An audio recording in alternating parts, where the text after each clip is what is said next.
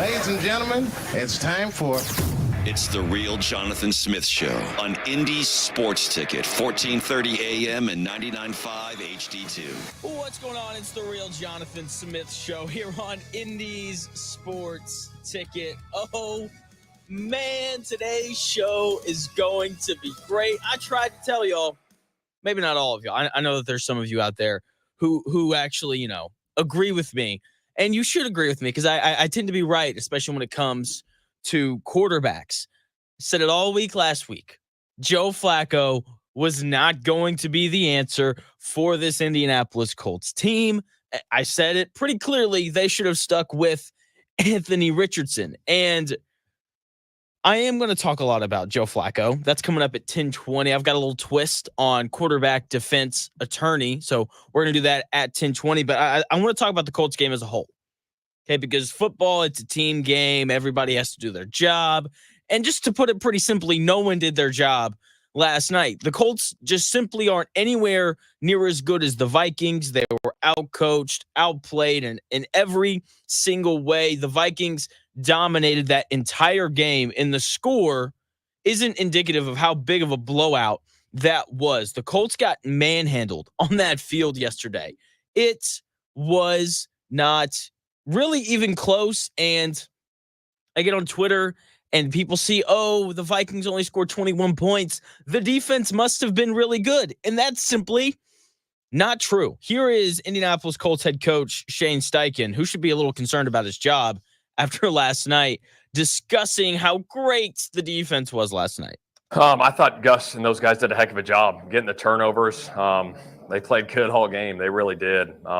Obviously, they kept us in it the whole time, getting the turnover there, the first one to get us a touchdown there. But I thought our defense did a hell of a job. Yeah, I don't think your defense did a hell of a job there, Shane. The final score was 21-13, but the Vikings missed 2 field goals. They threw 2 interceptions, one in the red zone. Both interceptions were horrendously bad, and they outgained the Colts 415 yards to 227.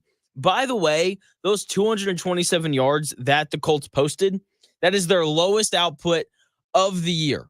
Their second lowest yardage output of the year was against the Titans. That would be the most previous game that Joe Flacco started. Who would have thought? It's almost like the offense isn't very good when Joe Flacco's in there. But once again, I've got more on that in a minute. I'm getting a little bit ahead of myself. 10:20 for all of my Joe Flacco thoughts. I'd like to focus on the game as a whole. Once again, this game wasn't close. The Vikings cruised up and down the field the entire game. Their offense, it was so incredibly easy. They ran the ball. They threw the ball.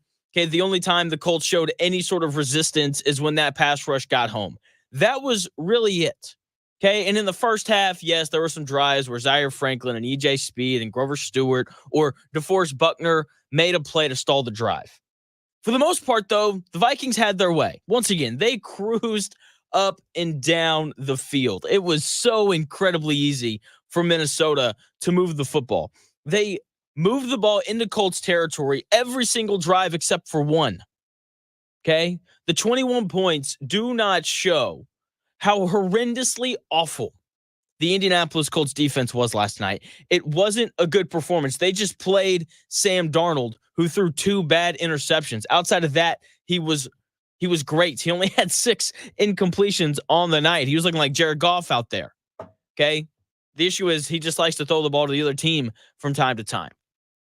When the Colts play the Bills this next week, they're going to make the Colts pay with touchdowns. Josh Allen isn't going to throw horrendously bad interceptions like Sam Darnold did last night based off of how Josh Allen has played so far this year. I know the Colts only gave up 21 points, okay? And that is a good thing, obviously. But they didn't play well. And what's crazy is as bad as the defense was, the Colts offense was even worse. This was the worst the Colts offense has looked all year. They couldn't throw the ball. Okay, but, congrats to Joe Flacco for hitting Josh Downs on a couple slant routes. That's awesome. That wins you games in the NFL. Not really. They didn't score. They did not score. Joe Flacco only completed 59% of his passes yesterday. he threw for less than 200 yards. And once again, this was the worst offensive performance we've seen from the Colts all year long. This was the lowest amount of yards that they've posted in the game. These were the fewest amount of points that they've scored all year. All year. I mean, the Colts defense scored more points than the Colts offense. You aren't going to win games when you do that. Just ask Penn State. They did the same thing on Saturday. And guess what? They lost as well. Okay? This Colts offense was, once again, the worst that we've seen all year this year. They didn't do anything well. They didn't do anything well. They didn't throw it. They didn't run it. Okay? They turned the ball over twice. Thanks again, Joe Flacco. It was bad, and there's no way around it. Once again, the Colts defense scored more points than the Colts offense, right? They had the scoop and score touchdown. And in addition to that, the Nick Cross interception, he picks it off, runs it back into Minnesota territory. It's like, okay, if the Colts score here, if they score a touchdown here, like, we're good, like, right? Like, it's been ugly, but like, the Colts have a real chance if they score a touchdown here. And what the Colts do? In 3 plays, they gained a whopping 2 yards, and then Matt Gay ran out on the field and hit, a 53-yard field goal, or however far it was. Okay? The Colts defense was really responsible for 10 of the Colts' 13 points scored yesterday. The Colts didn't move the ball, and as we all know, they didn't get into pay dirt. Okay? And, as bad as Joe Flacco was, because make no mistake about it, he was horrendously bad. I'm not going to pile on him just yet. Once again, I've got a little twist on quarterback defense attorney at 1020, and we'll really get in to Joe Flacco and what awful football he played yesterday. But to be fair to Joe Flacco, okay, because I like to be fair. I really do. This offense has a ton of issues, okay, and it starts up front. Once again, we were sold this offseason about how amazing this offensive line was. But the offense has only gotten worse as the year has continued. Joe Flacco only got sacked 3 times, which in part was because of the play calling. I know people have gripes about Shane Steichen. It's really interesting. The people that are Anthony Richardson fans, they were upset, me included, with the play calling from Shane Steichen when Anthony Richardson was the quarterback. While all the Joe Flacco fans were like, it's not the play calling, it's Anthony Richardson. He's not very good. And then, last night during the game, this morning when I wake up and I'm going back through my Twitter, all the Anthony Richardson fans are like, Joe Flacco's terrible. And all the Joe Flacco fans are like, Shane Steichen's terrible. It's just really funny how that works. But this offense was bad because the offensive line couldn't block anybody. Joe Flacco only sacked 3 times, but the Vikings generated pressure on almost all of his dropbacks. There was no run game whatsoever. I can't remember who it was, but like a young, attractive 24-year-old radio host in Indianapolis, he said something like the Colts aren't going to be able to run the ball with Joe Flacco back there. And it's almost like that was true. Shane Steichen was asked after the game about the Colts' lack of a run game, and here's what the head coach had to say. Yeah, I mean, we got to be efficient, running the football, there with JT and stuff. But we'll get that cleaned up. I have full faith and confidence in that we'll get that cleaned up moving forward. Yeah, I've got no faith or confidence in this Colts offense to clean up that run game moving forward as long as Joe Flacco is the quarterback.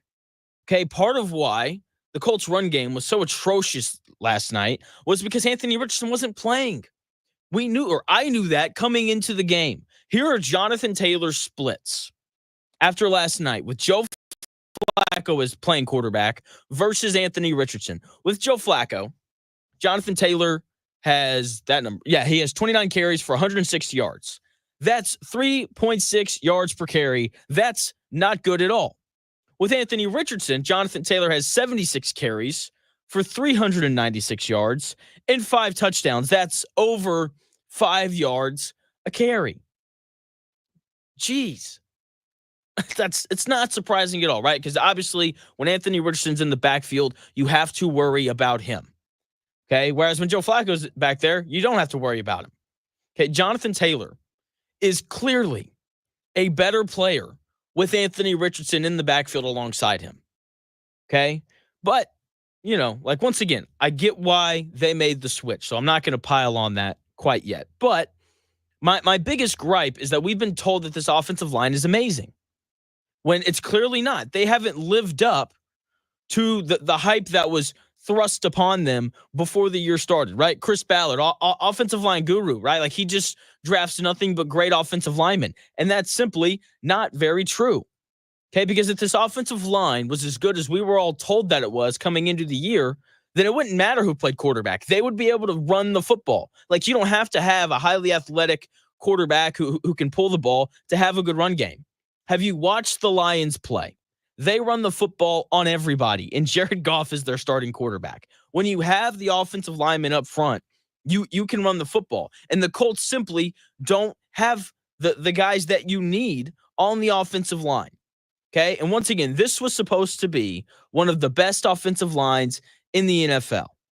And I can hear some people right now, but Jonathan, the starting right guard's out for the year, and Bernard Raymond, starting left tackle, he didn't play last night. That's why the offensive line was so bad. Well, here's what I have to say to that. When your starting center, Ryan Kelly, who's been in the league for a decade now, comes out before the year started and says that this was the most talented offensive line room he's ever been in during his career.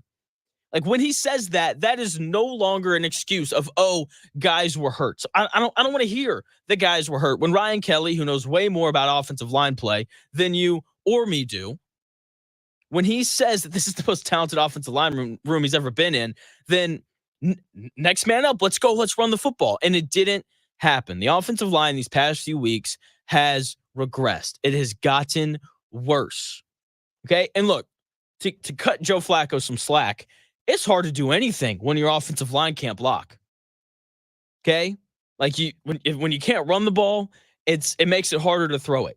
Right. And when your offensive line can't block the pass rush or even the 4-man rush or even a 3-man rush at times, because like last night, the Vikings would do their weird thing where they bring everybody up to the line of scrimmage, and then everyone would drop except for 3 defensive linemen. And guess what? 5-on-3, the Colts still couldn't block anybody. Once again, this is supposed to be one of the best offensive lines in the league, and they haven't lived up to it so far this year. They have gotten worse, okay? And it's hard to have a productive offense when you don't block in the run game and when you don't block in the pass game. To address the Shane Steichen complaints, I really don't have too many gripes. Okay, the offensive line was bad. Once again, hard to do anything when your offensive line is bad, right? They didn't generate a push whenever they tried to run the football, and whenever they threw the ball, pressure was on 39-year-old Joe Flacco, who doesn't move very well. Pressure was on him incredibly quickly. So they did what you're supposed to do. They got the ball out of Joe Flacco's hands quickly. Okay, they were balanced with the run and the pass until late in the game when it was evident that they had to throw the football. Like it's really like I struggle to complain about the play calling because it's hard to call plays when your offensive line does not block. Okay, like I'm sitting there, I'm sitting at home, and if you've been listening to my show, then you know that I am a big, you need explosive plays guy. We saw why last night. The Colts only had 2, and they didn't score a touchdown. Okay? But you can't call deep shots, right? You can't throw the ball 40 yards down the field if your offensive line can't block long enough for your receivers to get down the field, right? Like we saw that against Houston. Right, Shane Steichen was overly aggressive, called probably too many deep shots, and the Texans had 5 sacks because the Colts offensive line could not block. Many of the issues that the Colts have on offense can be fixed by fixing the offensive line. Okay, if the offensive line plays better, the Colts will be more successful on offense. They were horrendous last night. With that being said, Shane Steichen has to be better. He's supposed to be a great play caller. Okay, that is his reputation. That's what it was coming in. Jason Kelce seconded that reputation. He said on Monday Night Countdown a couple weeks ago that Shane Steichen's the best play caller he ever played for. So I'm going to believe Jason Kelce on that. But like when I watch this Colts offense, it's incredibly bland. It's incredibly boring. Okay, there's no motion. And if you notice, the best offenses in the NFL, Chiefs, Lions, Ravens, Packers, Rams, guess what they all have a lot of? Motion. The best offenses in the NFL contain motion. Meanwhile, the only time that the Colts run a motion is to run that little handoff reverse to Ashton Doolin or whichever other receiver they want to run it to. Okay, so there's no motion. It's a lot of just straight drop back. Okay, there's a little bit of play action sprinkled in there, but it's a boring offense that just simply hasn't scored points this year. Okay, and look, I'm a firm believer that if you want to score points in the NFL, you have to find a way to generate explosive plays. Shane Steichen was asked after the game about their inability to do that. Yeah, I mean, you have them up. They did a great job defensively. They were in a two-shell pretty much the whole game, staying over the top. You know, wherever he hit some curl routes inside to them there, obviously a few times. Yeah, we got to find ways to get those chunks going versus different looks. Shane Steichen right there talking about the lack of explosive plays. Oh, they were in a too high shell. I don't care. Like, you're an NFL coach. Okay, too high has been around for forever. It's been around for forever. Like, there's some way to beat that defense. Otherwise, that's all that people would run. Okay, and the answer to beat too high is to run the football, which the Colts couldn't do at all last night. And guess what? If you have a running quarterback in, then you have to commit an extra guy to the run game because there's an extra guy that you have to stop. So that alone pulls teams out of too high shell. But hey, whatever. Right? I've said this a lot. You have to have explosive plays if you want to score in the NFL. Defenses are simply too good for most offenses, exceptions being the Ravens, Chiefs, Packers, Lions. Most defenses in the NFL are too good for offenses to sustain 12-play drives that result in touchdowns. You have to generate chunk plays. The Colts only had 2 plays last night that went over 20 yards. Kylan Granson, he had the 22-yard reception on that first drive, and A.D. Mitchell had a 22-yard reception that the Vikings kind of gave him because it was 2nd and 30. Okay, say what you want about Anthony Richardson, but his ability to create explosive plays usually resulted in the Colts scoring touchdowns. Joe Flacco hasn't consistently done that in the games he's played. He did it against Jacksonville, and the Colts scored 34 points. Okay? For the Colts to have success scoring the ball, they have to figure out a way to generate those big, explosive plays, no matter who's playing quarterback. And that is on Shane Steichen, and it's also on the offensive line because they didn't do their job last night. No way around it. Speaking of not doing their job, Joe Flacco didn't do his job last night. And I know that disappoints many, many, many of you. And all of you Anthony Richardson supporters, you're probably overjoyed at the fact that Joe Flacco didn't do his job last night. I got a little twist on quarterback defense attorney when we come back here in about 4 minutes.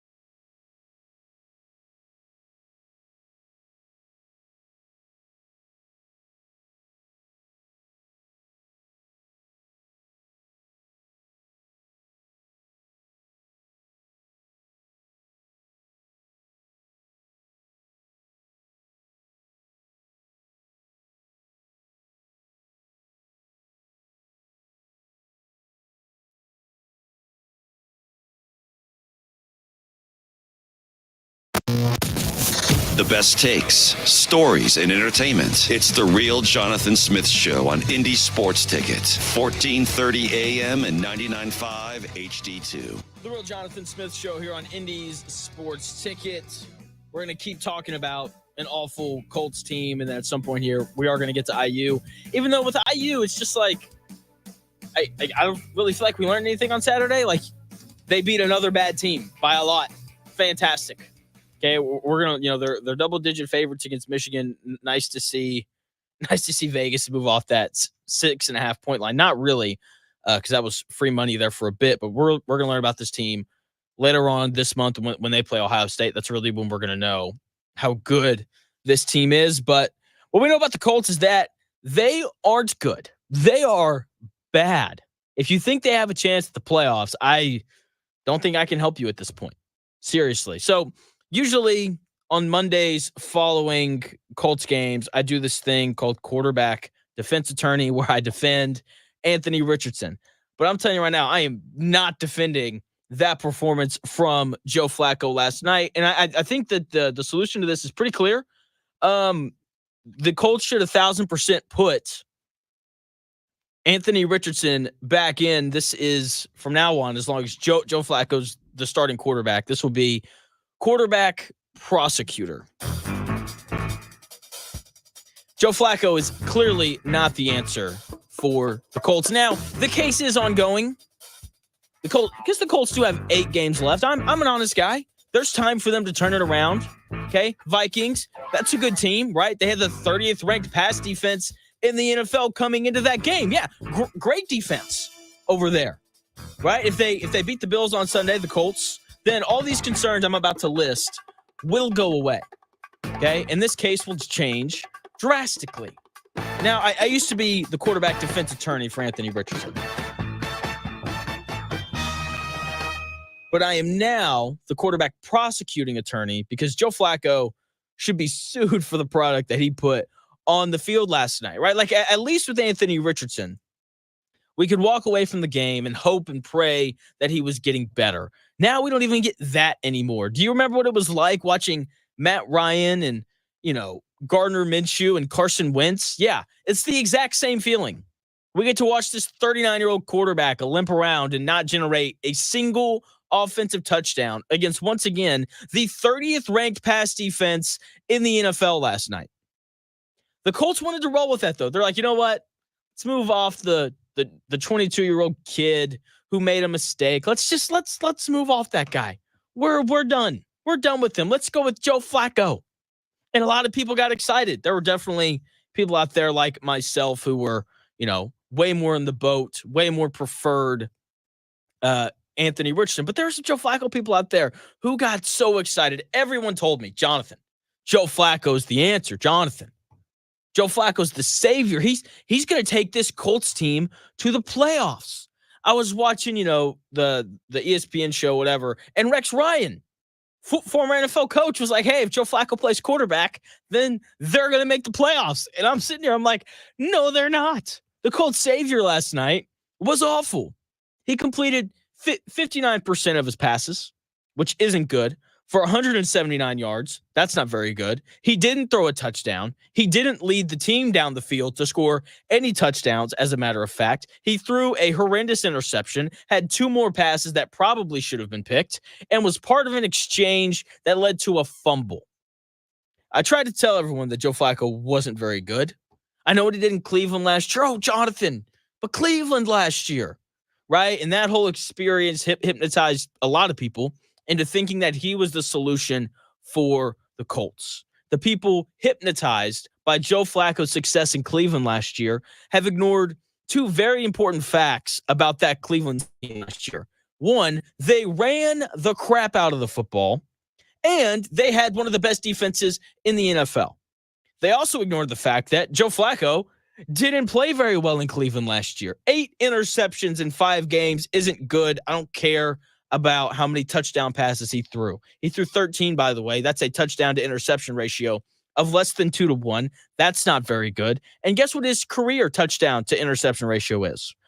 It's less than 2-1. Very good. Very good.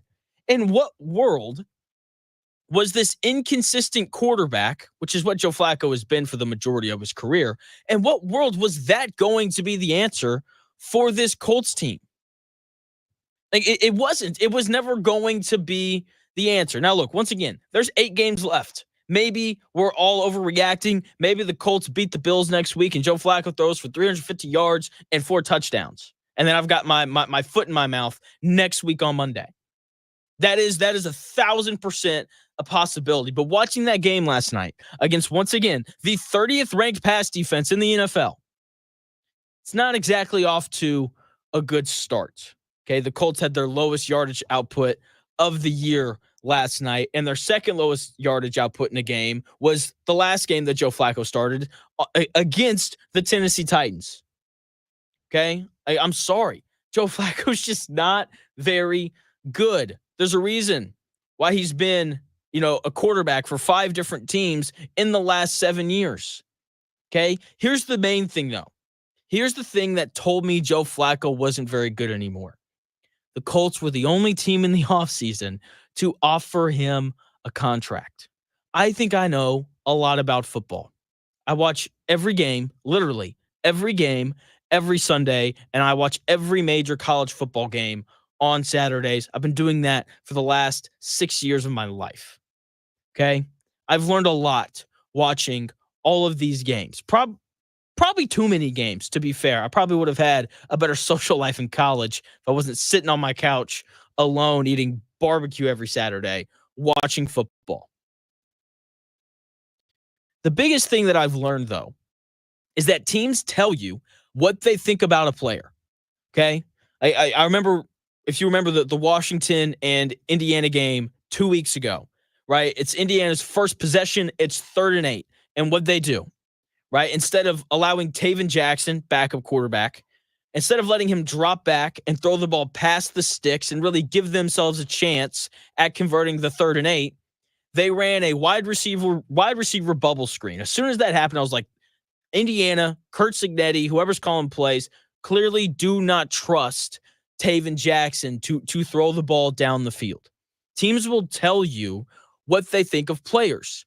And in this case, when it comes to Joe Flacco, 31 general managers in the NFL looked at Joe Flacco.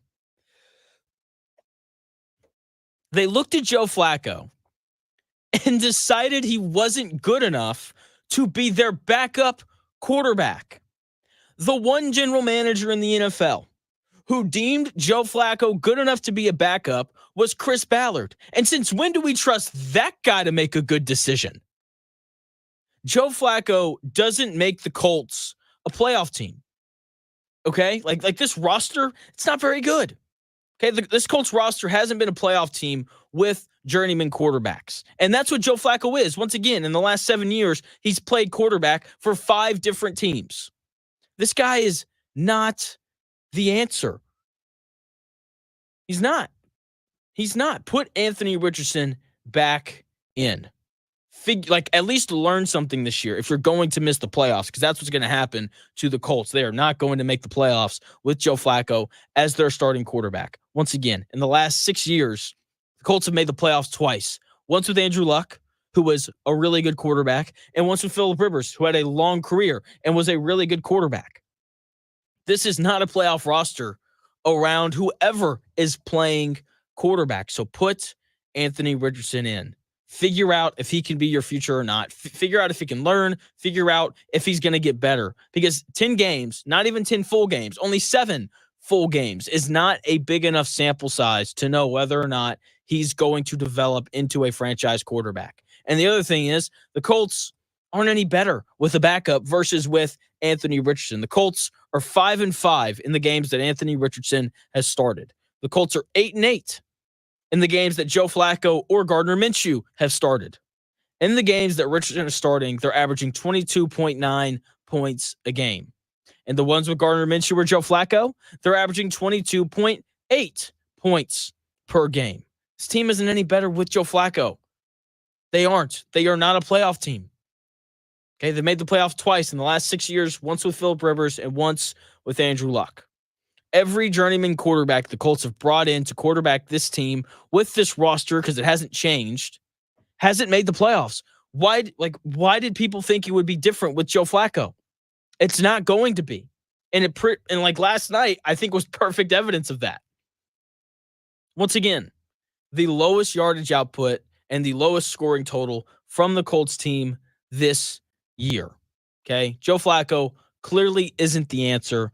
Go back to Anthony Richardson. Let's see if we can at least get this kid to improve and figure out whether or not he's the future of this Colts team, right? Because if he plays the remaining 8 games, start to finish, you'll have a 15-game sample size that he's both started and finished to go back, look at, and figure out if he's your guy or not.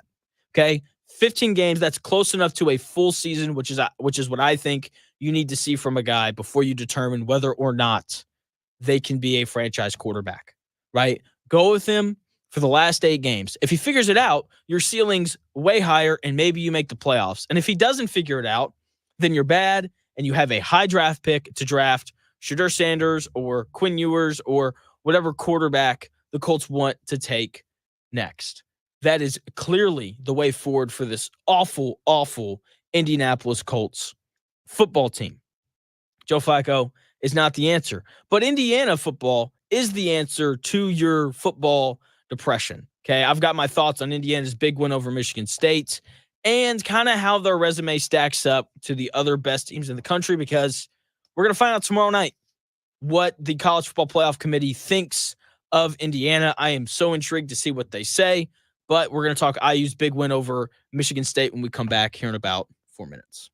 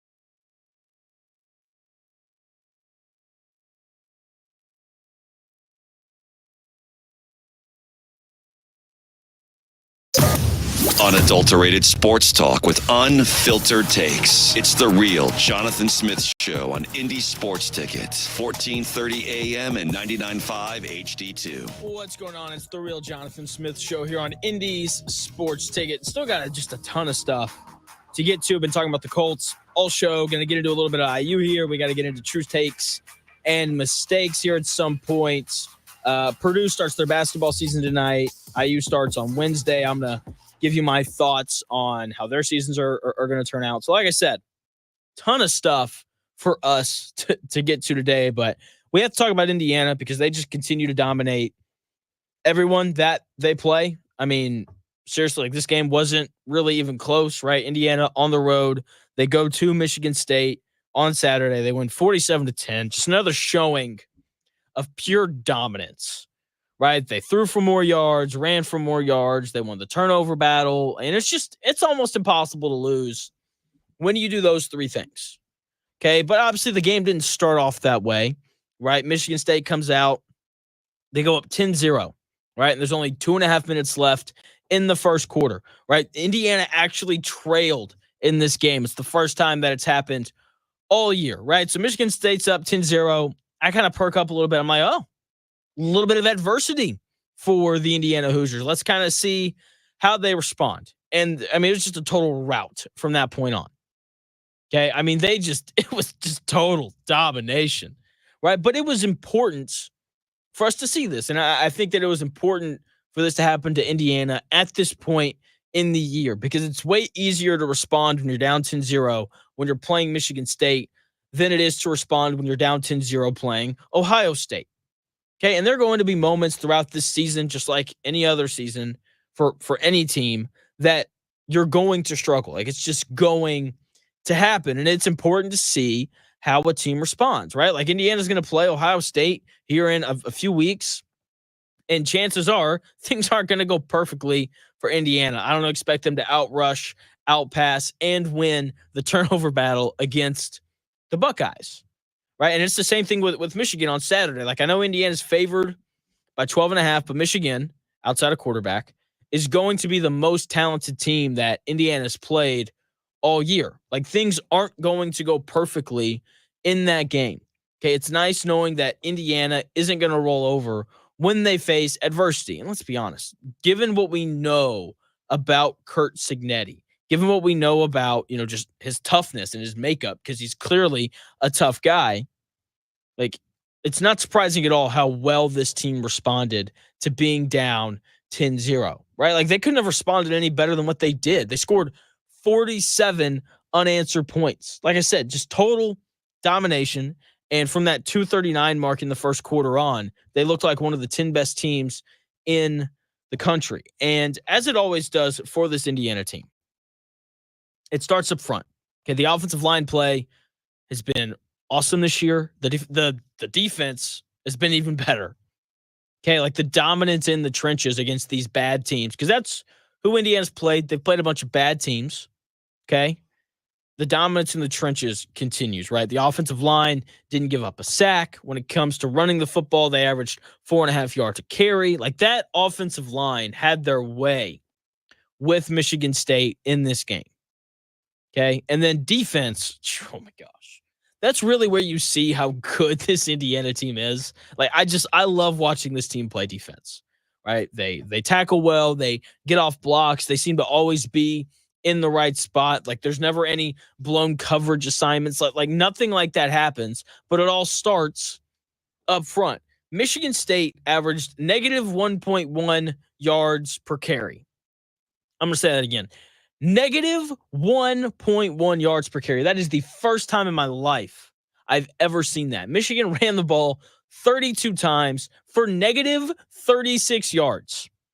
Michigan State had 3 guys who got a carry whose longest run was for 0 yards. Okay. And in addition to just dominating the run game, like the passing defense was just as good. I mean, like the Hoosiers had 7 sacks getting after the quarterback. They had 15 tackles for loss. Like they just lived in the Michigan State backfield on Saturday. And if this front for Indiana continues to be this dominant, they aren't going to lose to anyone. Obviously, like they're not going to, like they're going to play Michigan this week. Ohio State is coming up as well. Like they're not going to hold Michigan to negative 36 rushing yards. Like that's not going to happen. They aren't going to do that to Ohio State either. But the ability to stop the run, the ability to get after the passer, and just the overall ability to create negative plays is important against the better teams in college football, right? Because the most high-powered offenses are going to score points. Like it's going to happen. And the way that you stop these teams is just like any other level of football, right? Like if you can turn a 1st and 10 into a 2nd and 13, then your chances of getting a stop went up quite a bit, right? And Indiana all year long has shown the ability to do that. And hopefully since they can create these negative plays at such a high rate against bad teams, because once again, Indiana has not played a good team all year. Hopefully that'll lead to them creating enough negative plays when they play against Ohio State here in the next couple weeks. Now, I'm sure some of you are annoyed with me. You're like, we get it, Jonathan. And Indiana hadn't played anybody any good, but they're crushing teams. And they are, right? And it's impressive because of how bad they're beating these teams. But the first edition of the college football playoff rankings come out tomorrow night. And I am intrigued to see what they do with Indiana. Because Indiana's resume isn't great. Once again, they've beaten really nothing but bad teams. Okay, like their best win is against Washington, who's 5-4 and 3-3 in conference play. Their second best win is against Nebraska, who's 5-4 and 2-4 in conference play. Those aren't impressive wins. I don't think I really have to explain that. And if this was the BCS era, they would be ranked number 1 in the country, right? Because that's just how the BCS era of football worked. It was like, oh, you beat everybody badly, even though they stunk. You're ranked number 1. That's just how it worked. And obviously, like beating 5-4 Washington, beating 5-4 Nebraska isn't like, it's just not impressive. Like, I know they're undefeated. I know they've won every game by at least 2 touchdowns, which is once again incredibly impressive. I'm not trying to say Indiana's bad. I'm not trying to say they're overrated. This is clearly one of the 10 best teams in the country. But there's 2 issues with Indiana. One, schedule's just not good. And until they play Ohio State, we aren't going to know how good they really are. We just aren't, because Ohio State's, they're in that upper echelon, right? They beat Penn State on the road on Saturday. Okay, so like we're going to find out a lot when they play Ohio State. And so once again, part of the issue with Indiana is the schedule. The other issue is that they're Indiana. That's the other issue. If they were Michigan, wouldn't be worried. Okay, if they were Michigan, they wouldn't be ranked 8th. They'd be ranked number 1 in the country.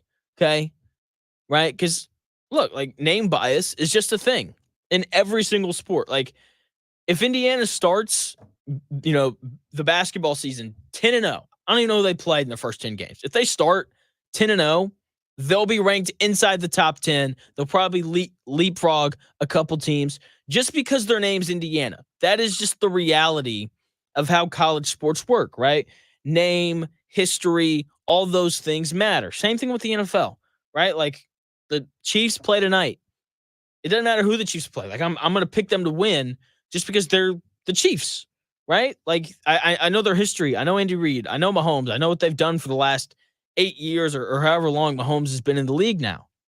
Okay. And it's the same thing with college football. When your name's Michigan or Alabama or Ohio State, you just don't have to do as much as teams like Indiana who don't have the history. And I think we're going to see Indiana fall victim to this tomorrow night. Like it doesn't matter that Miami and Tennessee have squeaked out wins against bad teams, while Indiana has blown out all of the bad teams that they've played. Miami doesn't have a good win. Same thing with Indiana, but Miami's probably going to be ranked in the top 4 just because their name's Miami.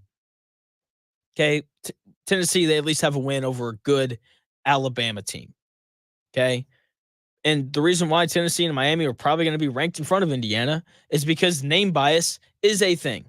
Okay. If the college football playoff rankings didn't have name bias, okay, if people just didn't care about the names, it was just football team 1 versus football team 2, I think that the rankings would go Oregon, right? Because they have that win against Ohio State at home. They beat Illinois by a lot, right? And Illinois is a good team. Like they have obviously the great win against Ohio State, and then they've got the somewhat good win against Illinois.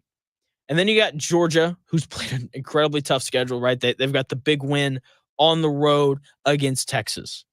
Okay, so that's kind of the notch in their belt that verifies them as the second best team in the country. Then you got third-ranked Ohio State, who went on the road to beat Penn State. That's, even though I think Penn State's a little overrated, that's still an impressive win because Penn State's a good team. Not great, but they're good. BYU would be ranked fourth because they've got 2 wins over teams that are currently ranked. There's not another team in all college football that's done that. Texas would be fifth. Tennessee would be sixth because they've got that win over Alabama, which is incredibly impressive. And then Indiana would probably be ranked seventh, right? If there was no name bias, if we didn't care about that, then I think Indiana would be the 7th ranked team tomorrow night, right? Followed by Miami, who hasn't beaten anybody, Penn State, who hasn't beaten anybody, SMU, who's pretty intriguing, Notre Dame, and then I think 12th would be Alabama. But because name bias is a thing, here's very much how the rankings are probably going to go tomorrow night. It'll go Oregon, Georgia, Ohio State, Miami, Texas, Penn State, Tennessee, BYU at 8, Indiana at 9, because I don't think that they know what to do with Indiana, Alabama 10, Notre Dame 11, with Boise State at 12. I could be wrong, but I fully expect for Indiana to be ranked lower than what they should be. Okay? Like, because as far as I'm concerned, I think that when you look at college football, there's a clear cutoff. Like Oregon, Georgia, Ohio State, and maybe Texas. I would like to put Texas in this tier. I don't know. But I'm going to, okay? I think Texas is really good. But Oregon, Georgia, Ohio State, and Texas, like those are the 4 best teams in the country. You can order them however you want to. But those, from what I've seen, those are the 4 best teams in the country, and you would be hard to convince me otherwise. But that second tier, Indiana belongs at the top of. Like that tier of Indiana, BYU, Tennessee, Penn State, Alabama, and Notre Dame. Like Indiana belongs at the top of that list. Probably them and Notre Dame, because Notre Dame has that impressive win on the road against Texas A&M, even though Texas A&M's got their doors blown off by South Carolina. But anyway, that's still a good win for Notre Dame, right? The issue for Indiana is they just don't have the wins on their resume to prove it.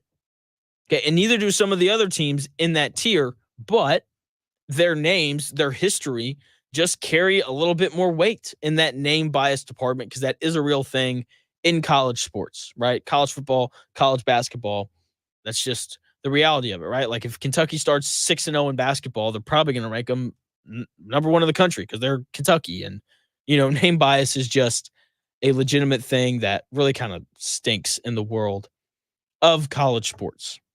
Okay, so that's kind of what I'm expecting tomorrow night. This Indiana team, they've just been so much fun to watch. I'm so glad they're good, right? They're a nice breath of fresh air on Saturday before we watch the Colts suck it up on Sundays. I've talked so much about the Colts today, and we're going to step away from football when we come back or at 11 o'clock because college basketball starts tonight. I want to be on the record for what I think Purdue's record's going to be. Same thing with Indiana. I'd like to be on the record for what I think their record's going to be as well. So when we come, so at the top of the hour at 11 o'clock here in about 8 minutes, I'm going to give you my projections for what I think those teams are going to do.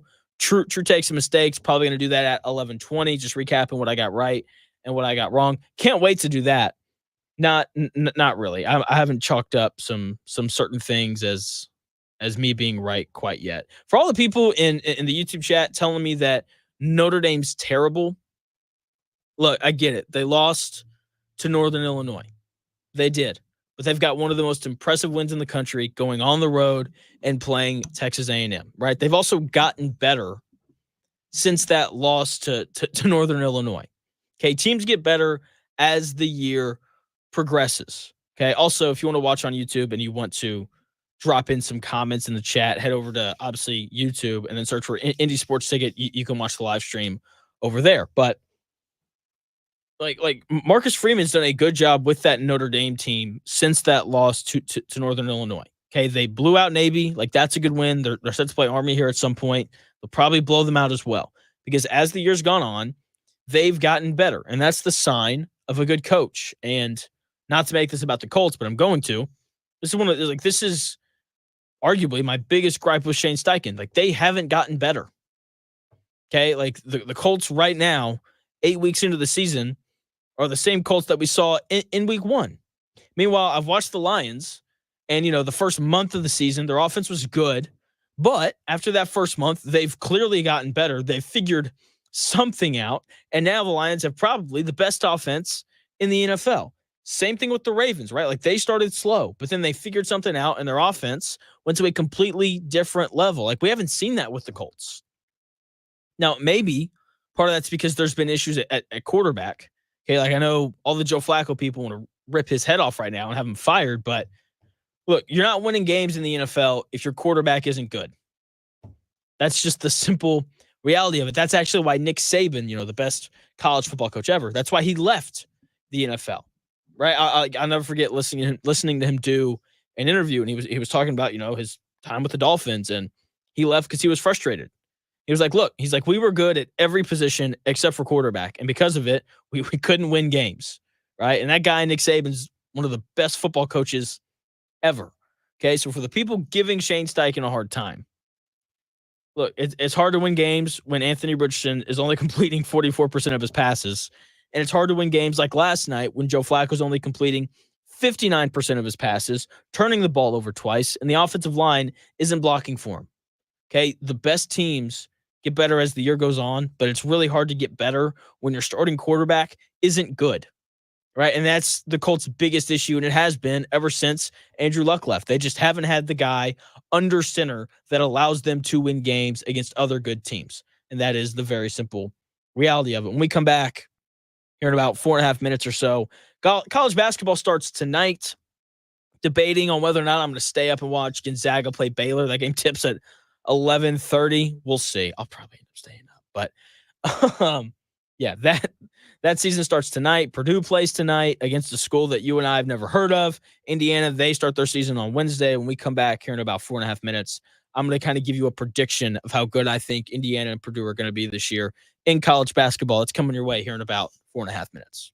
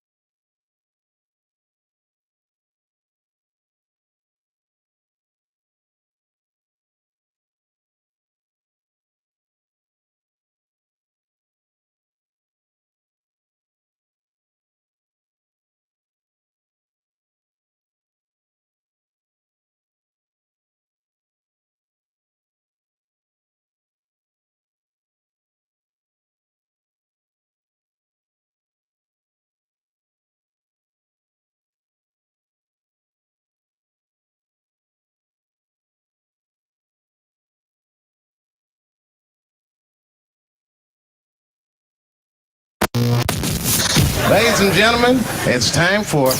It's the Real Jonathan Smith Show on Indy's Sports Ticket, 1430 AM and 99.5 HD2. What's going on? It's the Real Jonathan Smith Show here on Indy's Sports Tickets.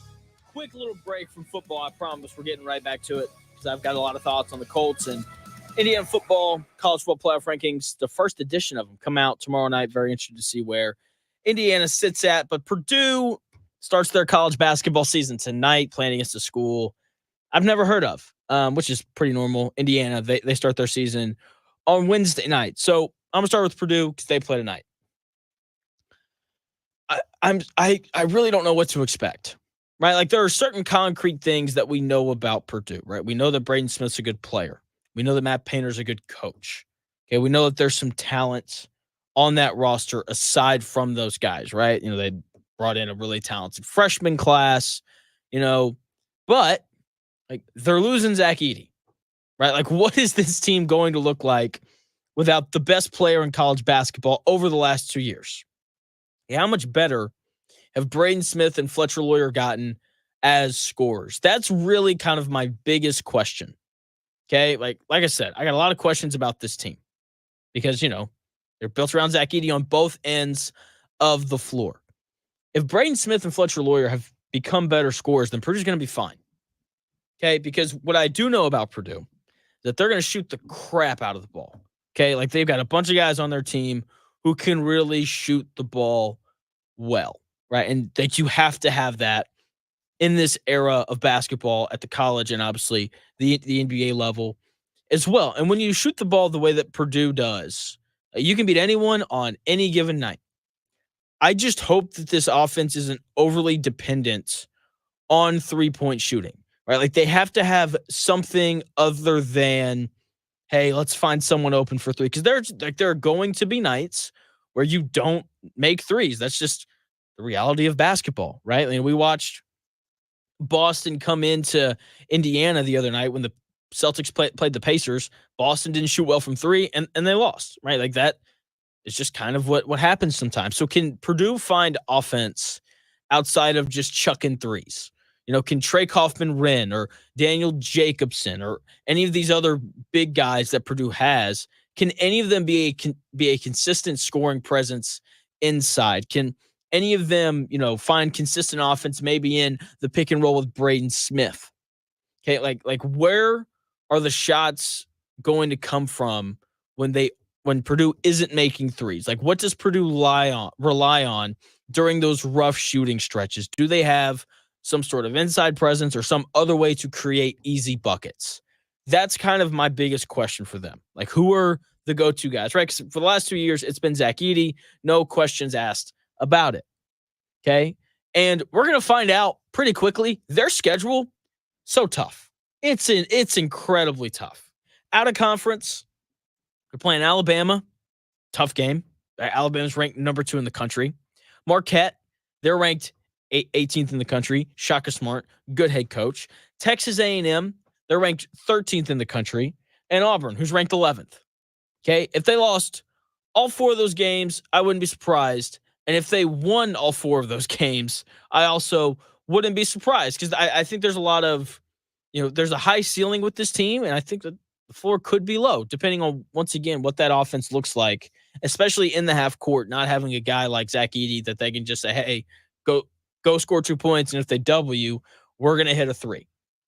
So I'm so intrigued to see what they look like. And the fact that they were predicted to win the Big Ten before the year started is kind of surprising because I think that there's, like I said, just a lot of questions. Like there just are when you lose a guy like Zach Edey. Like I've got to have questions for you. Sorry, but we're going to find out a lot about them in their non-conference schedule. The Big Ten's going to be good again, right? Rutgers has a ton of talent.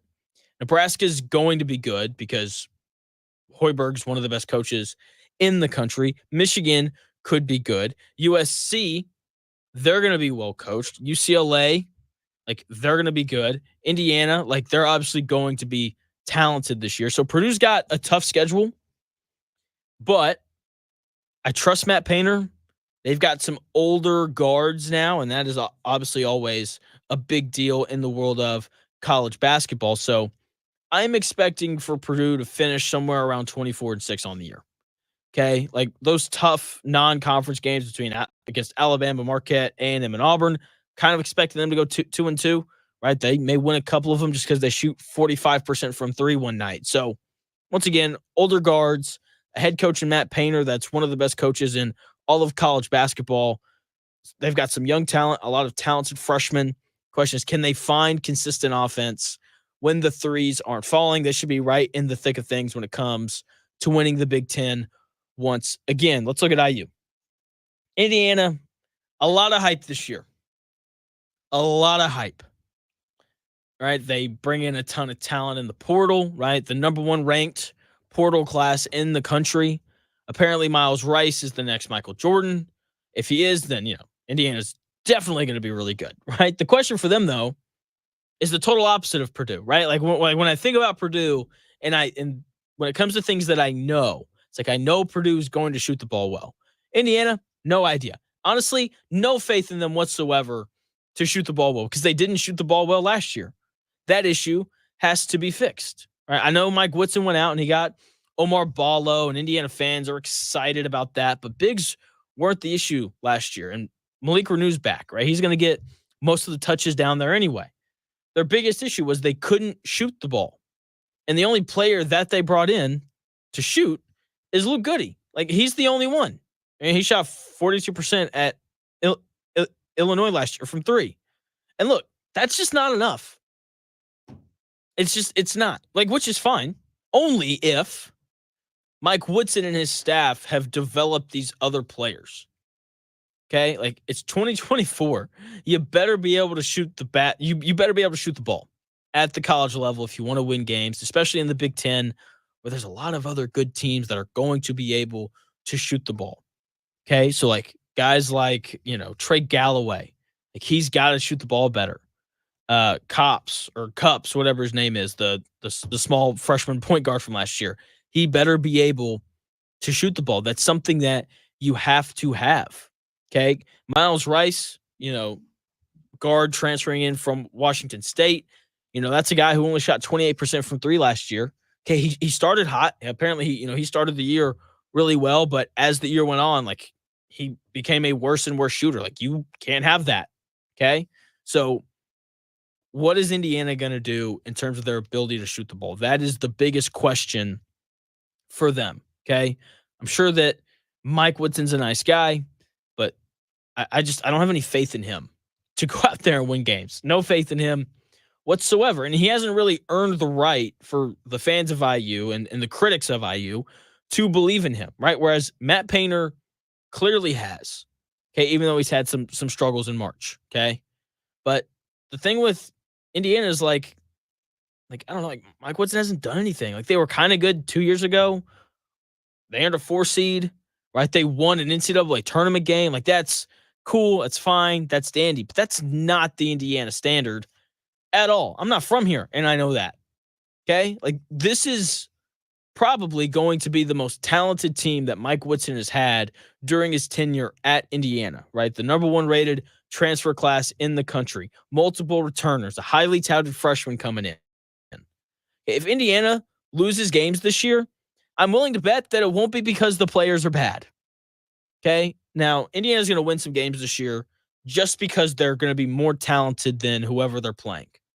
Right? When they play teams, though, that are equally as talented as they are or a little bit better, I just kind of expect them to lose those games. All right? And I expect them to lose a couple games that they shouldn't just because I don't trust Mike Woodson.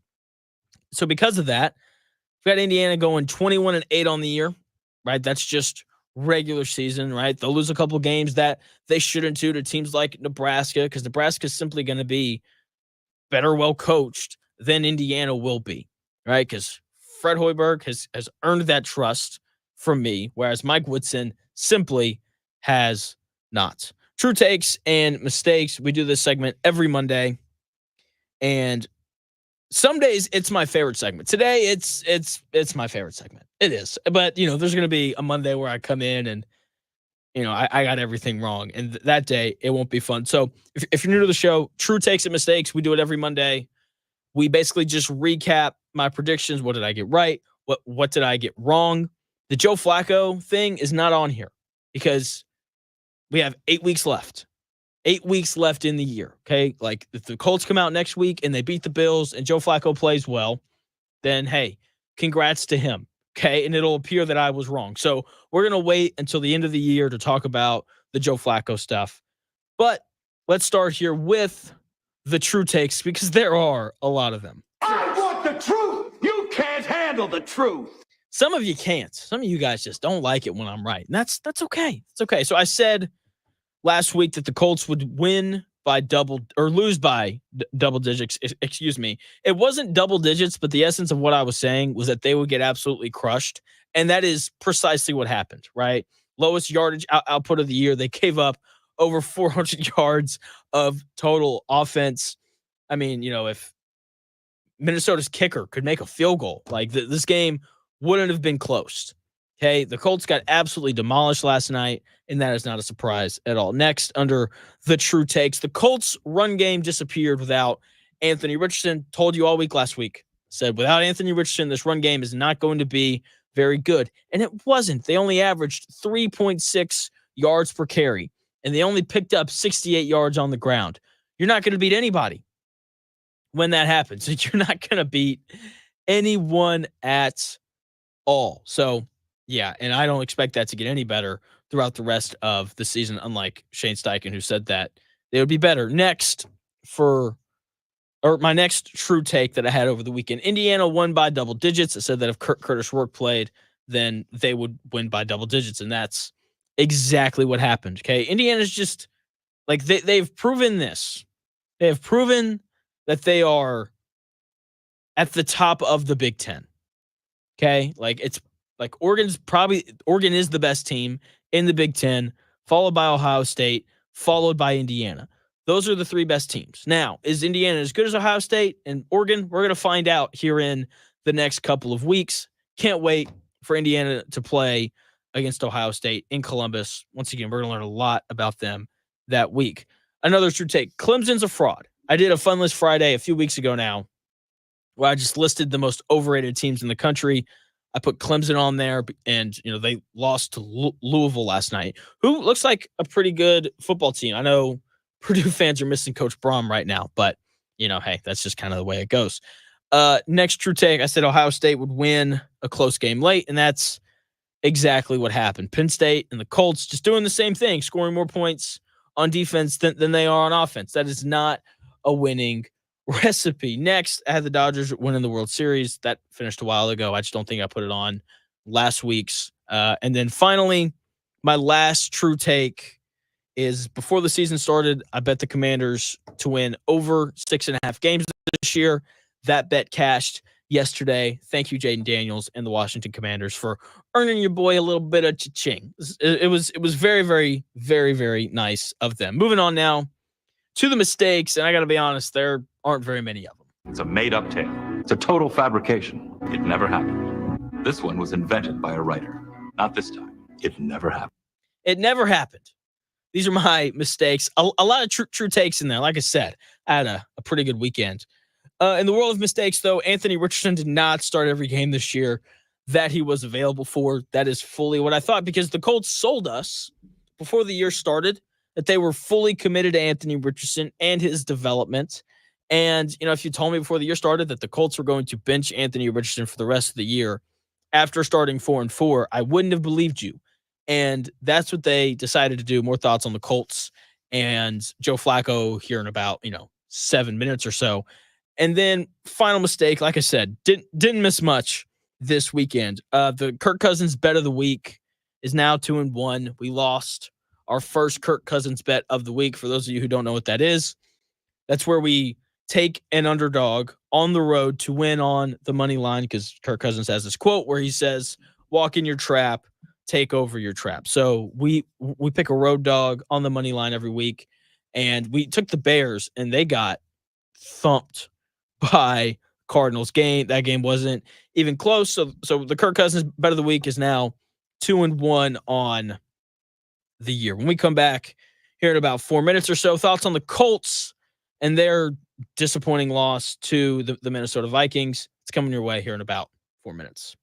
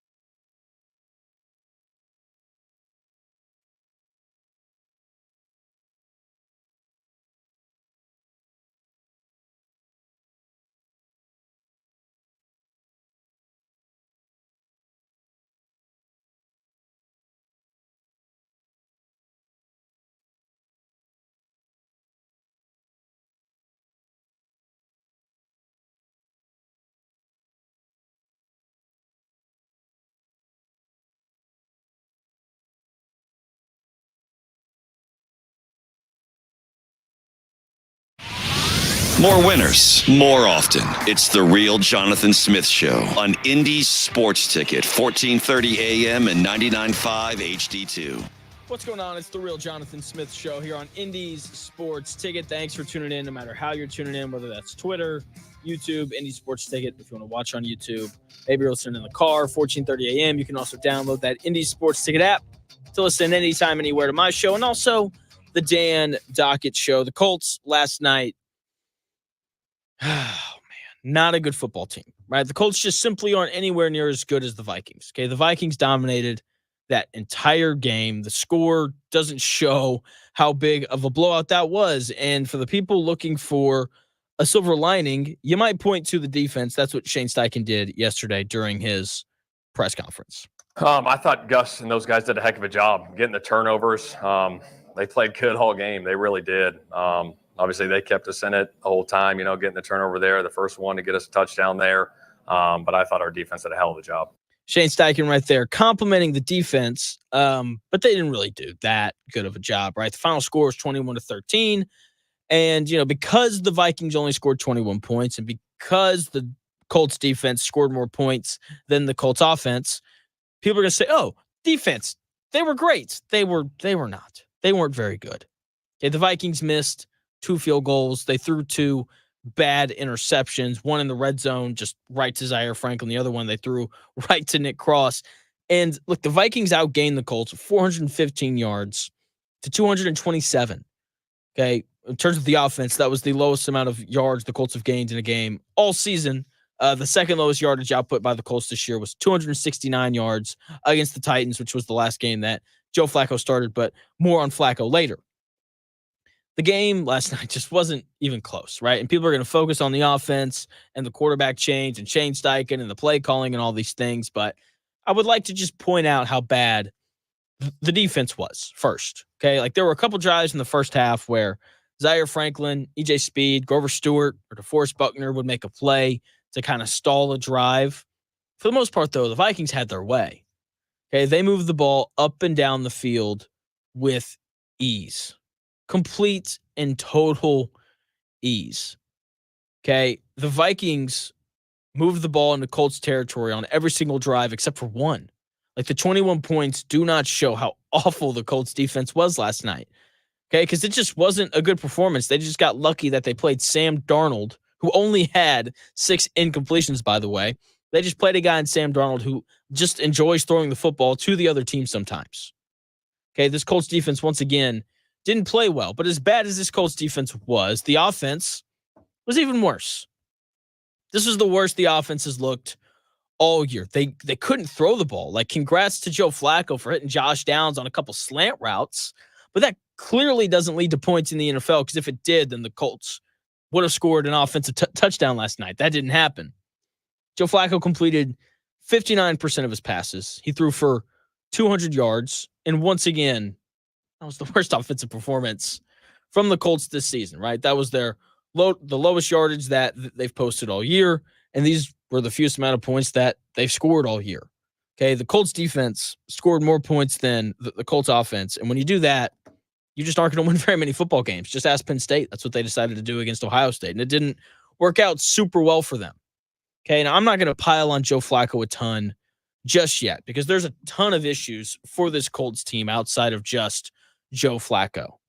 Okay, and for me, it starts up front with the offensive line, which has only gotten worse as the year has gone on. Okay, Joe Flacco only got sacked 3 times, which is kind of surprising. I figured it'd be more, but the Vikings generated a ton of pressure on most of his dropbacks. The run game was just non-existent. Okay, here's Colts head coach Shane Steichen after the game addressing why the running game was so bad. Yeah, I mean, we got to be efficient, running the football, there with JT and stuff. But we'll get that cleaned up. I have full faith and confidence in that we'll get that cleaned up moving forward. Yeah, Shane, I got to be honest. I've got no faith or confidence in you guys cleaning that up, because the offensive line is bad. It just is, and it's not all on them. Part of why the run game struggled was because Anthony Richardson wasn't playing. We knew that coming into the game. I told you all week last week, that the run game would suffer with Anthony Richardson out of the game. Here are Jonathan Taylor's splits with Joe Flacco playing quarterback versus Anthony Richardson. When Joe Flacco has played quarterback, Jonathan Taylor has 29 carries for 106 yards. That is 3.6 yards per carry. That's not good. It's not.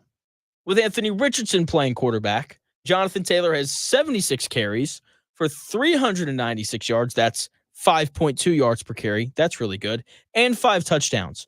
Jonathan Taylor in this run game is clearly so much better with Anthony Richardson playing quarterback.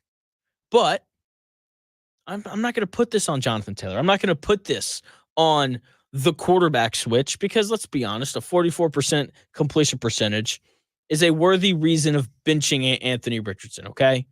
My issue here is that we were told that this offensive line is amazing. We were like, seriously, like that has always been the pitch ever since Chris Ballard has shown up. And this offensive line, very simply, hasn't lived up to their end of the bargain. This is supposed to be one of the best offensive lines in the NFL. Like that's what this is supposed to be. That is what they have been framed as, not only this year, but ever since Ballard showed up, it seems like. They've been framed as this is one of the best offensive lines in the NFL. And they simply haven't been. And I can hear some of you right now, oh, but Jonathan, the starting right guard didn't play. Starting left tackle didn't play. That's why they were so bad last night against the Vikings. Look, Ryan Kelly said before the year started that this was the most talented offensive line room he's been in during his entire career. So I don't want to hear, oh, but so-and-so was hurt. And this other guy was hurt as well. I don't want to hear that. Ryan Kelly, been in the league a decade. Okay, I'm willing to bet that Ryan Kelly knows more about offensive line play than I do or that you do. Okay, and when he says this is the most talented offensive line room he's been in, like there's no longer any sort of excuse for, oh, so-and-so was hurt and so was this other guy. Okay, the offensive line has been bad these past few weeks. Simple as that. They've gotten worse as the year has gone on. And it's hard to do anything on offense when your offensive line doesn't protect the quarterback and when your offensive line doesn't create a push in the run game. Really hard to do anything. Like we can complain about Joe Flacco, which I'm probably going to do here in about 10-ish minutes or so. We can complain about Shane Steichen and the play calling, but the issues that this offense has start up front. Okay, like play calling, I don't have too many gripes. Okay, like they got the ball out of Flacco's hands quickly. They were balanced with the run and the pass until late in the game when they absolutely had to throw it. It's hard to complain about it. Now, my one complaint would be, like, why didn't you take more shots down the field? But when your offensive line can't block and give your quarterback time, your receivers don't have time to get down the field. We saw that 2 weeks ago against the Houston Texans. Shane Steichen's dialing up like, hey, everybody go deep. And Anthony Richardson, a much more mobile quarterback than Joe Flacco, got sacked 5 times because the offensive line couldn't hold up long enough for guys down the field to get open. Many of the Colts' issues start on the offensive line. That's where it starts. Okay, and with that being said, like Shane Steichen has to be better. He's supposed to be a great play caller. Jason Kelsey said that he was. Okay, so I'm still inclined to believe him, but we haven't seen it this year. The offense looks boring. The offense is just so incredibly boring. Seriously, like when I watch the 49ers and the Lions and the Chiefs and the Packers and the Ravens, the best offenses in the NFL, they look and behave nothing like the Colts offense. Okay, the best offenses in the NFL have a lot of motion.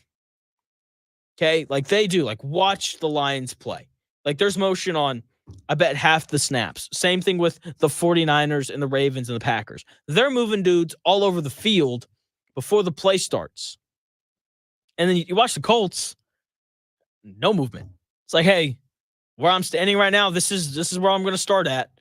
We're not going to move a receiver across the formation to see if the defense is in man or zone or anything like that. No. We're just going to line up and we're going to say set hut and we're going to drop back and throw the ball like normal. That is the Colts offense. It's a lot of straight drop back.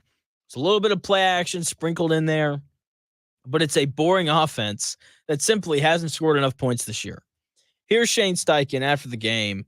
He was asked about, explosive plays, right? Because I talk about this a lot, but you have to have explosive plays in the NFL if you want to score. The Colts only had 2 last night. Here's Shane Steichen talking about the lack of explosiveness in the offense.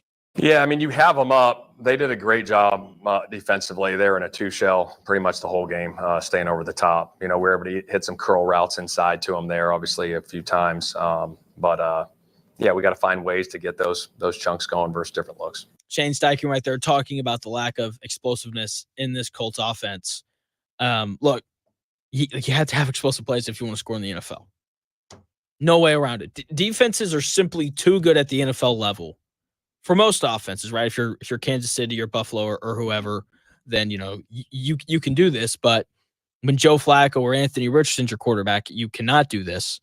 Like putting together a 12-play drive that results in a touchdown in the NFL is just it's just hard to do, right? Because someone commits a dumb penalty at some point, somebody drops a pass, the defense, makes a couple good plays. Like it's just hard to have 12-play drives that result in touchdowns. Like you have to figure out a way to generate big-time chunk plays.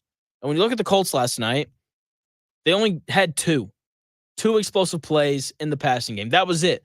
Kylan Granson he opened the game with that 22-yard reception, and A.D. Mitchell had a 22-yard catch on 2nd and 30, where the Vikings were like, hey, you can have that. Fine. It's still 3rd and 8 when we get done, and we don't think Joe Flacco can convert a 3rd and 8. So you take that right there.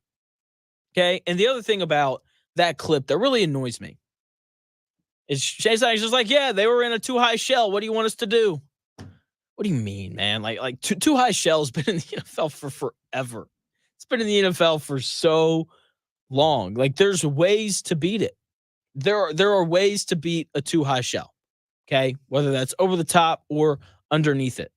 Okay, and with Joe Flacco as your quarterback, who everybody told me was the savior, you'd think that they'd be able to figure out a way to generate some positive plays, some bigger plays down the field with him in there, since he's just so much better than Anthony Richardson. Like, say what you want about Anthony Richardson, but his ability to create explosive plays usually resulted in the Colts scoring points. Joe Flacco hasn't done that when he's been the starter. The only game that he did it in, right, that was against the Jaguars, right? The Colts scored 34 points. Okay, like there has to be some element of big plays in this offense for the Colts to have success, no matter who's playing quarterback, whether it's Joe Flacco or Anthony Richardson, right? There has to be some way for the Colts to move the ball down the field. Like, look, I'm not expecting the Colts to go out there and run 4 plays, pick up 20 yards a pop, and then score a touchdown. That'd be ridiculous. But 3 or 4 times a game, like there has to be some sort of big play to allow the Colts to score. And that is on Shane Steichen. Like he's got to be able to come up with some sort of way to generate those explosive plays. He talks about the importance of them all the time. So clearly they're important. He just has to figure out how to generate those no matter who's playing quarterback. Okay, speaking of who's playing quarterback, got a little twist on quarterback defense attorney. When we come back here in about 4 minutes or so, I'm going to talk Joe Flacco and just how awful he was last night.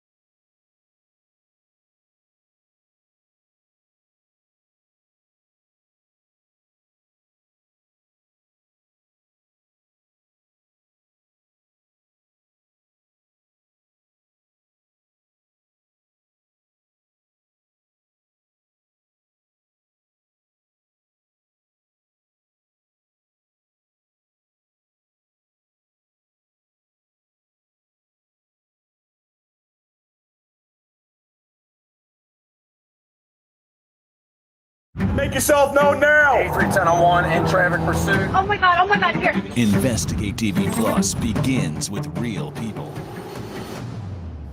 We investigate stories that impact you. And inspire change every day. Something is broken. Real problems. Why are they hiding it? And real solutions. My daughter was dying in front of me. What was your reaction when he said that? Investigate TV Plus. Weekdays at 7 a.m. on The Dot.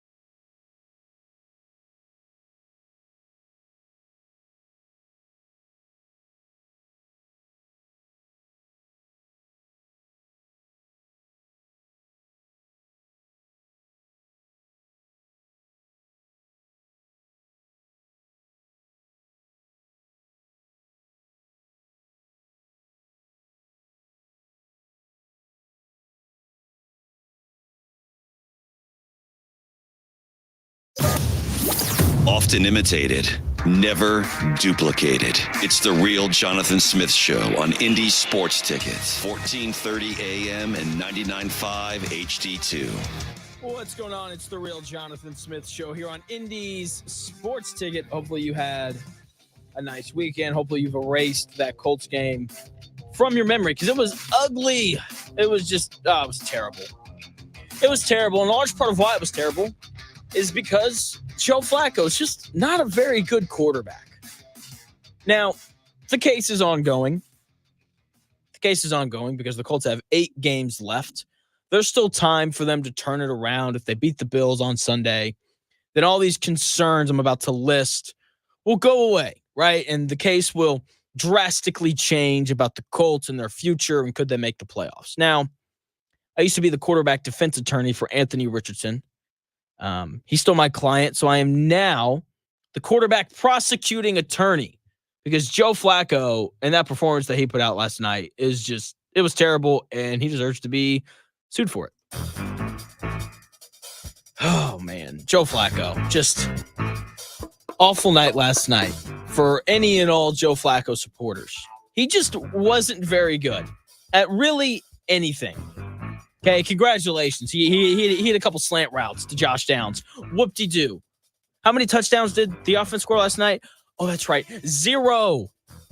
The Colts had their worst offensive outing of the year last night. They posted the least amount of yards that they put up in a game all year. Also, do you know what the second lowest amount of yards that they had in a game this year? Do you know when that was? Against the Titans, when guess what? Joe Flacco was the starting quarterback. It's almost like Joe Flacco's not very good anymore.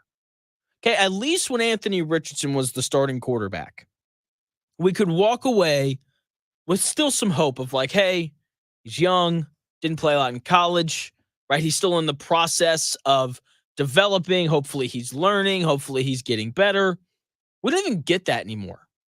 We get to watch 39-year-old Joe Flacco limp around and not generate a single offensive touchdown against the 30th ranked pass defense in the NFL going into that game last night. Something tells me they won't be ranked 30th anymore after that horrific performance from the Colts. This is what the Colts wanted, though. You know, they sat around their offices and they're like, you know, it was fun. It was so much fun when Carson Wentz and Gardner Minshew and Matt Ryan and Sam Ellinger. It was so much fun when those guys were the starting quarterback. It was an absolute total blast. And so they were like, let's go with Joe Flacco. And some people got excited, and I didn't really understand why. And so I asked the question, why are you excited? Joe Flacco's not very good anymore. And then they were like, oh, he's the best. Joe Flacco's going to save the Colts season. He's amazing. I had so many people just telling me how amazing Joe Flacco is. And then the Colts savior walks out onto the field last night, and he only completes 59% of his passes for 179 yards. He didn't throw a touchdown. He did throw an interception. He didn't lead the Colts down the field for any touchdowns. Okay, he was a part of an exchange with Jonathan Taylor that led to a fumble.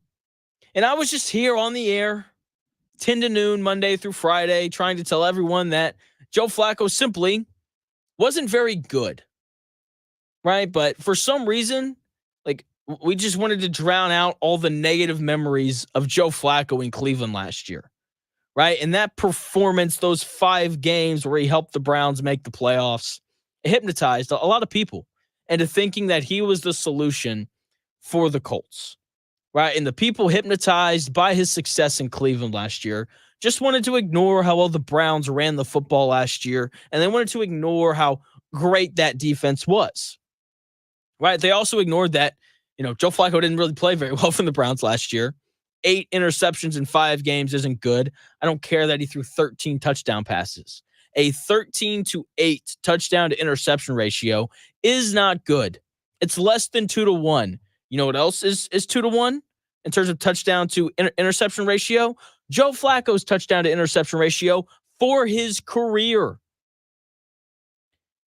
In what world was this inconsistent quarterback? Because that's what Joe Flacco's been, not even just recently, but for his entire career, he's been inconsistent. In what world was inconsistent quarterback play going to be the answer for the Indianapolis Colts? Seriously. And, you know, I'm sure there's people out there pushing back. Oh, well, the Vikings defense, really good. Brian Flores doing a great job. Yeah. The 30th ranked pass defense in the NFL. Yeah, sure, man. Go right ahead. Here's the other thing, though. Okay. And, you know, I've had people ask me, like Jonathan, how did you foresee this? How did you know that Joe Flacco wasn't good at football anymore? It's pretty simple. I pay attention. The Colts were the only team in the offseason to offer the guy a contract. Now, look, I think I know a lot about football. Okay, I watch every game every Sunday. I don't miss Thursday night football. I don't miss Monday night football. And on Saturdays, I watch every major game. Okay, been doing that for the last 6 years of my life. I would have done it when I was in high school, but I had a job. So there you go. That's what I did on my weekends. But over the last 6 years, I have consumed an incredible amount of football. And I've learned a lot in watching these games. And the biggest thing that I've learned is that teams will tell you what they think of a player. For example, go back to when Indiana played Washington, 2 weeks ago, right? They won by 2 touchdowns with the backup quarterback. It was great. But if you remember, early in the game, Indiana goes, I think they went 3 and out. Either way, they wind up, it's 3rd and 8. Taven Jackson, backup quarterback, is in the game. And I perked up. I was like, what are they going to do here? And they ran a screen. They ran a wide receiver screen on 3rd and 8. And in that moment, it's like, okay, they don't trust Taven Jackson to make good decisions with the football. Because if they did, then they would have called a normal play and they would have had him try to throw the football past the sticks. Right? And if you go back and you look at that game, they threw the ball 19 times. That was it. They ran it every other play. So it was pretty evident when watching the game that Curt Cignetti and the Indiana offensive staff didn't trust Taven Jackson. Okay? They told you what they thought by their actions. And then you can apply the exact same thing to the NFL. But more importantly, in this case, when it comes to Joe Flacco, apply it to the offseason. 31 general managers in the NFL looked at Joe Flacco, and they're like, he's not good enough to be our backup quarterback. He's just not. And to make matters worse, the one general manager who deemed Joe Flacco good enough to be a backup was Chris Ballard. Since when do we trust that guy's decision-making? Seriously, it's like, since when do we trust that guy in terms of who he signs and who he drafts? We don't. Okay, Joe Flacco does not make this team a playoff team, right? I was watching some of the pregame shows, yesterday morning before all the games, and Rex Ryan, smart guy, okay, former NFL coach, right? Took the Jets to an AFC title game. That guy knows football, but in this case, he's wrong. Someone asked him, what does Joe Flacco give the Colts? And he was like, he makes them a playoff team. And he's wrong. Anyone who thinks that Joe Flacco makes this Colts team a playoff team is wrong. Okay, this Colts roster hasn't been a playoff team with journeyman quarterbacks. And that's what Joe Flacco is at this point in his career. In the last 7 years, he's played for 5 different teams. That is a journeyman quarterback. He wasn't even on a team last year. He got a call when he was sitting on his couch, hanging out with his kids. That guy, Joe Flacco, not the answer. Clearly, once again, against the 30th ranked pass defense in the NFL last night, Joe Flacco completed 59% of his passes for only 179 yards. No touchdowns, an interception, definitely could have had a couple more, and a lost fumble. That's what Joe Flacco did last night against the 30th ranked pass defense in the NFL. He's not the answer. And I'm sitting there, I'm watching the game, and first off, I laughed quite a bit just because, all these people were telling me how great Joe Flacco is, and that's clearly not true. But also, it's like, why did the Colts choose this? I get it. Anthony Richardson tapped out. Jim Irsay shows that's not what leaders do. All those things. I get it. But is this really what you want this Colts franchise to continue to be? Hey, let's bring in somebody new to play quarterback again. Seriously, that's what this franchise is. And there was fun and there was excitement around Anthony Richardson of this could be the guy. He's awful right now, but hey, he might be the guy. He's only started and finished 7 games in his career. He's only started 10 games, right? So there was a little bit of hope of maybe this guy gets better. Right now, you watch Joe Flacco, that was boring. The offense wasn't good. The Colts got blown out. It wasn't good football. And Joe Flacco walks off the field, and you're just like, yeah, that guy's 39. He's not going to be here next year, more than likely. So there's no hope in any of it. Okay, it's put Anthony Richardson back in and figure out if he can be your starting quarterback of the future or not. Starting 10 games, only starting and finishing 7 games, it just simply isn't a big enough sample size to know whether or not Anthony Richardson can be the future of your franchise, because guys get better. Bryce Young played well yesterday. The Panthers won. Okay, they beat the Saints, to be fair, but Bryce Young he's gotten better. Okay, and here's the thing. The other thing with the Colts that's really important. There's not really that big of a difference for the Colts offense when it's Anthony Richardson versus, Joe Flacco or Gardner Minshew. The Colts are 5-5 in the games that Anthony Richardson has started. The Colts are 8-8 when he doesn't play. Okay, so they're 500. Either way, this is a 500 team.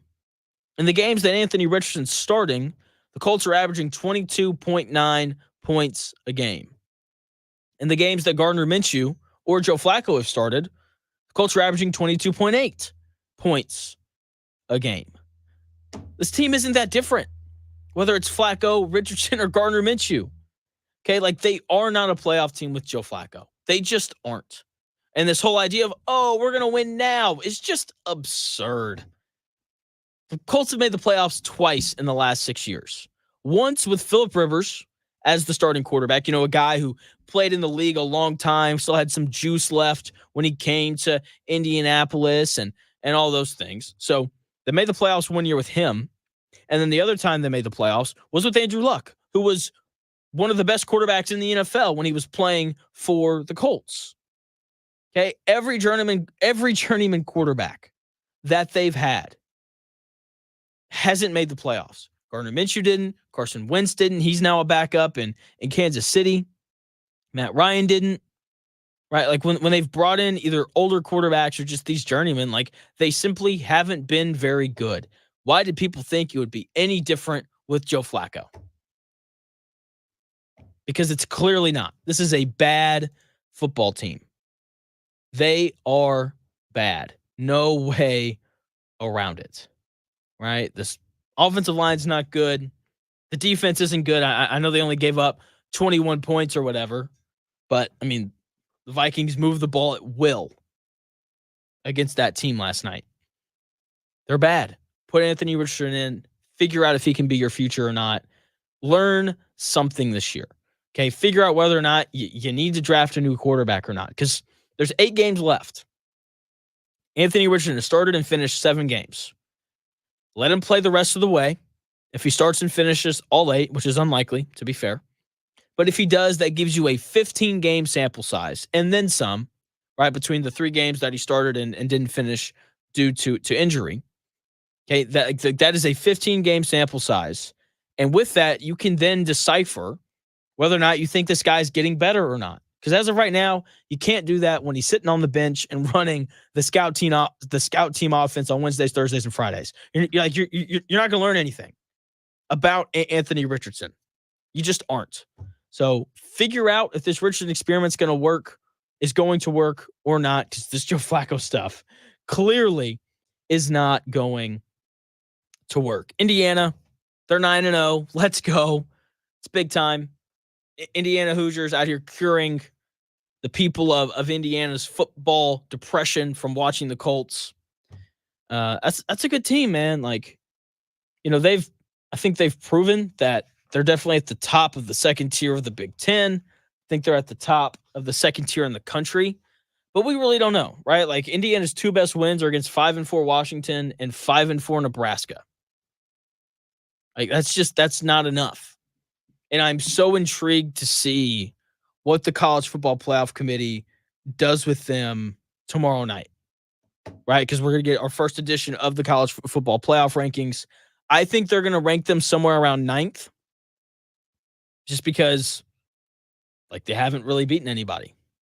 No, there's just no other way around it. They haven't beaten anybody good. We're going to find out a lot, obviously, when they play Ohio State. Got to win that one if they want to play in the Big Ten title game. And we'll see. They're 12.5-point favorites against, Michigan on Saturday, which is, kind of surprising considering they were 6.5-point favorites against Michigan State. But I'm assuming that, Vegas finally figured out that Indiana is good. And, if I was making the rankings and, the College Football Playoff Committee cared about what I said, Indiana would be ranked 7th, right? Because Oregon, like, they should be ranked number 1. Georgia, they should be ranked number 2. Ohio State should be ranked number 3. Maybe you flip Georgia and Ohio State, but either way, I do think those are the 3 best teams in the country. 4th, I would rank BYU. They have one of the most impressive resumes in the country. They've got 2 wins over teams that are ranked in the top 25. There's not another team in the country who's done that. 5th, I would rank Texas. 6th, I'd rank Tennessee, just because, like, they have that win over Alabama, who's probably going to be ranked in the top 12. And then 7th, I would rank Indiana, because even though they haven't beaten anybody, which there are a ton of teams in the country who haven't, like Miami, Penn State, they should be ranked behind Indiana because they haven't beaten anybody good, and their wins have been much closer than Indiana's dominant wins over everybody that they've played. Okay, so I would rank Indiana somewhere around 7th. That's not going to happen, though. I think they'll be ranked 9th, 10th, 11th, maybe. They'll be in the top 12, but they'll be way towards the back. right? Somewhere between 9 and 11. That is where I fully expect for Indiana to be ranked. Notre Dame will probably be ranked somewhere in there as well, despite that loss to Northern Illinois, which I still think is really funny. That's going to do it for the Real Jonathan Smith Show. The Dan Dockett Show starts at noon. Come back tomorrow. I'll be on the air from 10 to noon. Purdue, they play ball tonight. IU, they start their season on Wednesday. I gave my predictions for them earlier in the show. If you missed it, go search for the Real Jonathan Smith podcast, and you can find all those predictions there. Thanks again for tuning in. I greatly appreciate it. Subscribe to the YouTube. The Dan Dockett Show comes your way here in about 5 minutes.